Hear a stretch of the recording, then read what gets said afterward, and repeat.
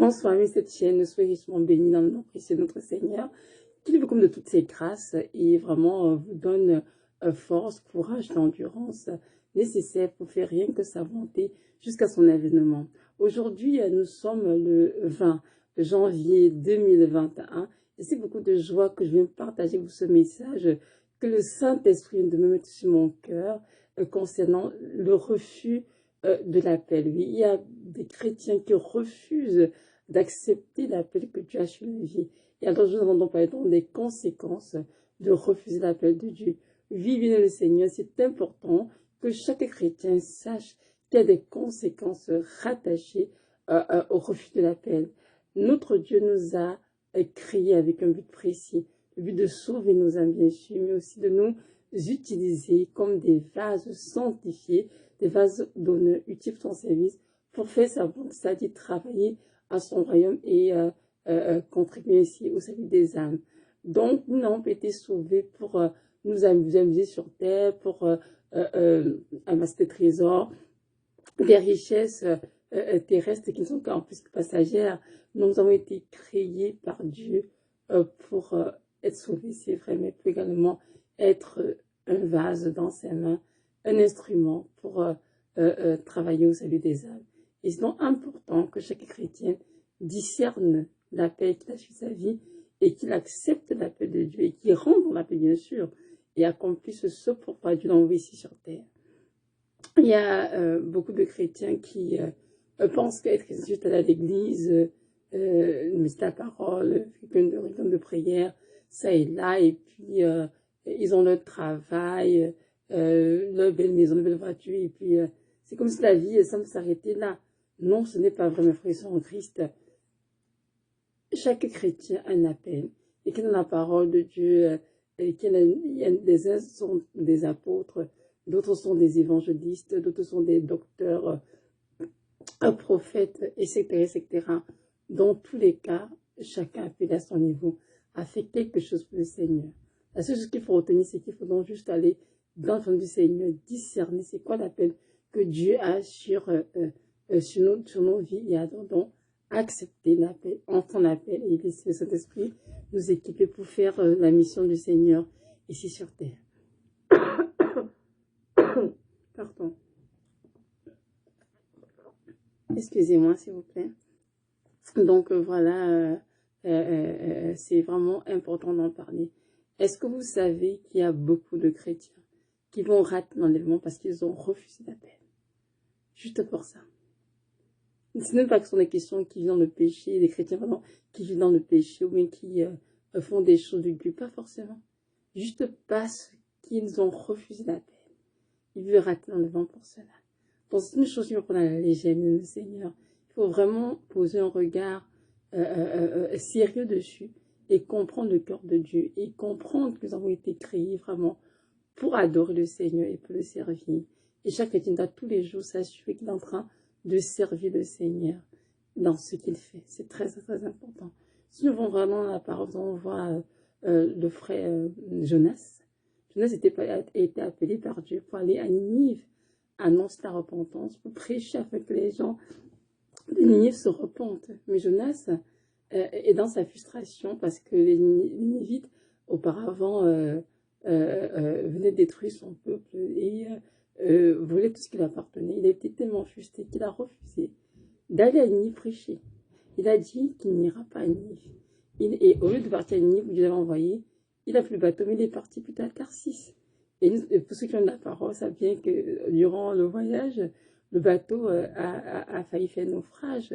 Et les gens dans le bateau étant secoués, les compagnons de voyage de Jonas, ils ont donc jeté Jonas dans la mer parce que Jonas avait désobéi à Dieu. C'est pour ça que la tempête a soufflé aussi fort qu'ils ont failli faire naufrage.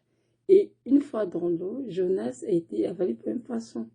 Et il a fait 3 jours et 3 nuits dans le ventre du poisson.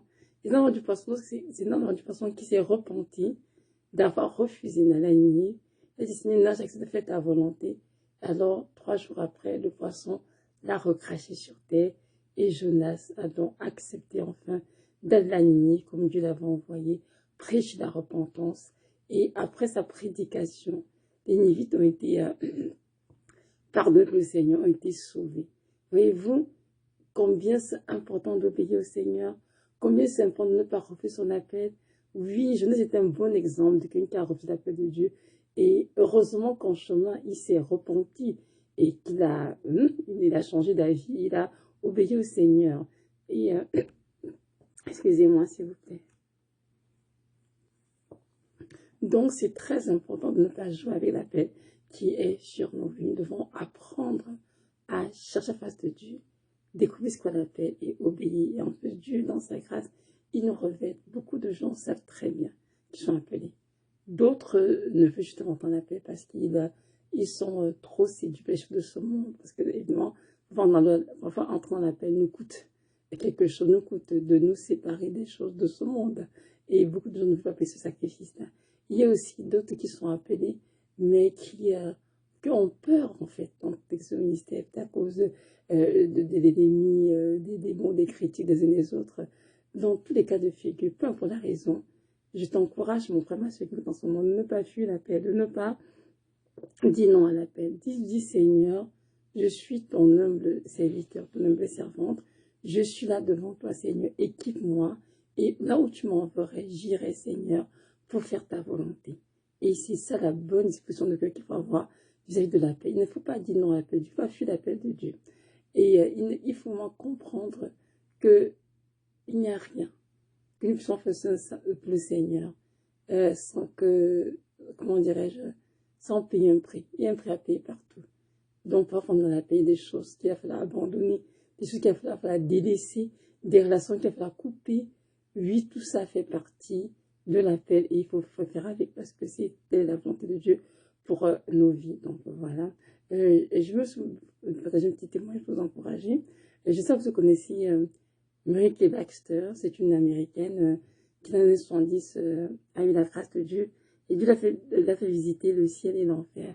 30 jours au ciel, 30 jours en enfer. Et elle écrit beaucoup de livres, je sais qu'ils sont en anglais, hein. Je vous lis l'anglais, mais en français, je sais pas si c'est une version traduite en français, en toi, je sais pas. Donc, son nom, c'est Mary Kay Baxter. Et donc là, je sais que dans un de ses témoignages, durant sa visite en enfer, elle a rencontré une jeune fille de 18 ans qui était dans les flammes, en train de brûler et de pleurer, de crier, de l'aide au Seigneur. Elle a dit au Seigneur, Seigneur, qu'est-ce que cette jeune fille a pu bien faire pour terminer sa vie en enfer? Le Seigneur lui a dit, demande-lui. Parce en enfer, en passant, les âmes parlent et les âmes se souviennent complètement de la vie ici sur terre. Ouh, donc, en enfer, la mémoire est intacte en passant. Donc, la jeune fille a donc dit, lorsque tu es sur terre, en fait, le Seigneur m'a appelé, est encore très jeune qu'une enfant. Elle a vraiment reçu dans son cœur qu'elle t'a appelée. Et plus elle grandissait, plus le Seigneur se précisait, hein, que oui, t'es vraiment appelé à prêcher ma parole, a fait ceci pour moi.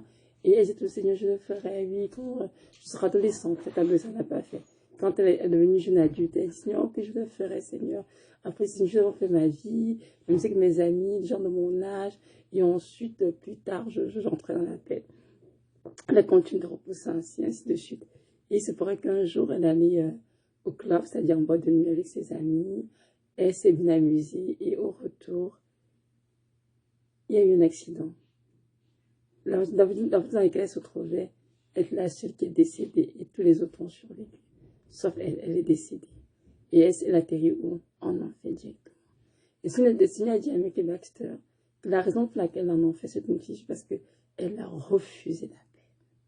Vous entendez ça, mes frères et sœurs? Elle a refusé la paix. Donc, je peux vous dire, mes frères et sœurs, que c'est très important de ne pas jouer avec cela.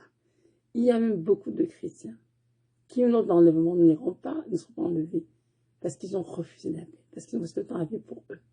Moi, mon travail, ma maison, ma famille, mon argent, mon ci, mon ça.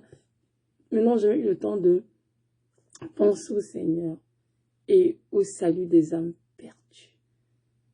Mes frères et sœurs, un véritable chrétien doit avoir à cœur le salut des âmes, car le Seigneur Jésus-Christ pleure tous les jours pour toutes ces âmes qui tombent en enfer à chaque seconde. Oui, il y a beaucoup d'âmes qui tombent en enfer. Et c'est la raison pour laquelle nous devons prier pour les âmes et participer activement au salut des âmes. Oui, c'est très, très important. Et chaque chrétien doit avoir ça à cœur. Ça doit pas être un jeu ou bien un jeu négociable. Non, c'est non négociable. Ça fait partie de notre vie. Nous devons tous les jours prier pour les âmes. Et à chaque fois, témoigner de l'amour de Christ aux brebis égarés et leur dire combien le Seigneur les aime et désire les sauver.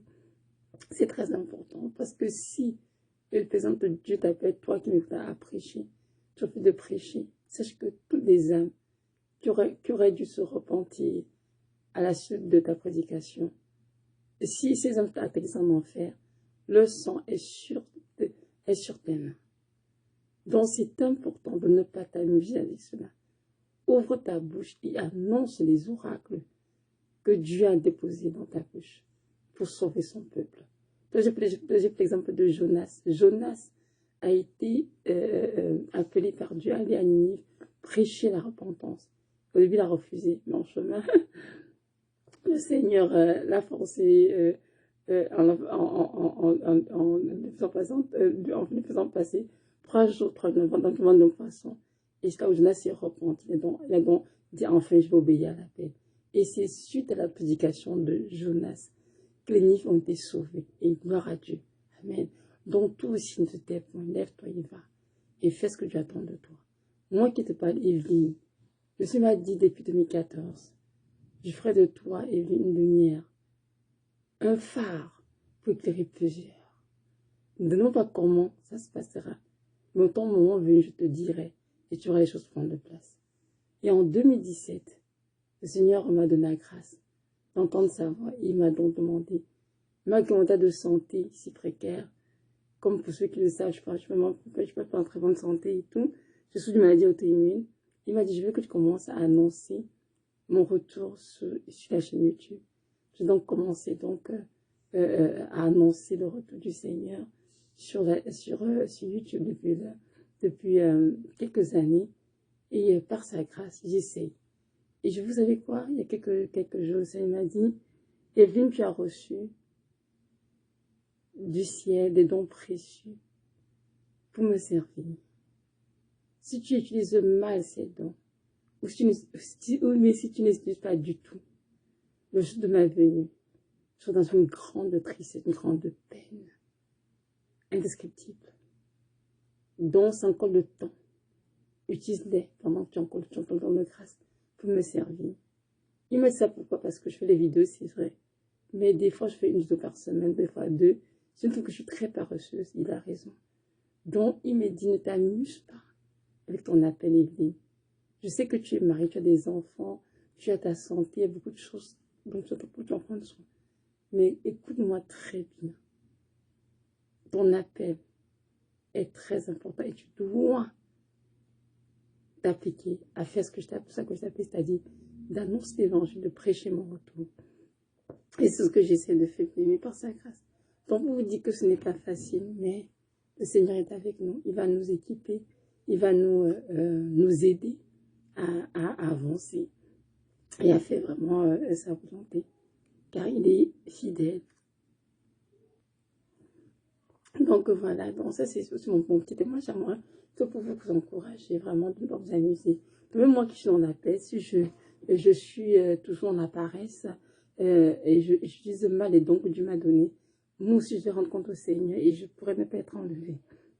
Donc ceci pour nous dire, Seigneur, frères et sœurs en Christ, que c'est donc important de ne pas jouer avec la paix. C'est important vraiment de discerner ce qu'est la paix, d'accepter la paix et de demander au Seigneur la grâce pour ton appel et exercer et accomplir ce pourquoi tu nous as envoyés ici sur terre. Donc retenons bien que nous sommes tous appelés à des différents niveaux. Il y en a qui sont appelés juste d'aller dans les hôpitaux évangéliser, reconforter les malades et là pour le milieu de Christ.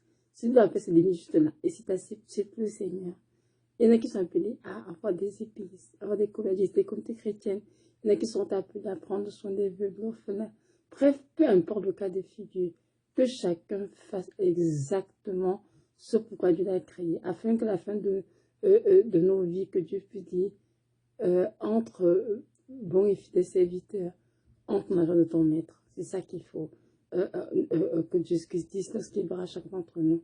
Donc, je vais essayer de vraiment vous encourager, mes frères et sœurs, qui sont en train de fuir l'appel, ou bien ceux qui sont dans l'appel et qui semblent stagner, ne veulent pas avancer, parce qu'ils sont très occupés des choses de ce monde, de changer d'attitude, de vous appliquer vraiment à travailler avec dévouement, avec zèle pour le Seigneur, pour son service. Et ceux qui ont fait l'appel, c'est le temps d'arrêter de dire non à l'appel du Seigneur et de dire oui, Seigneur, je veux te servir. Montre-moi ce que tu veux que je fasse. Envoie-moi et j'irai. Donc voilà, soyez richement bénis, que notre Dieu vraiment vous donne toutes les grâces dont vous avez besoin pour entrer dans l'appel et accomplir ce pourquoi il vous a créé. Shalom.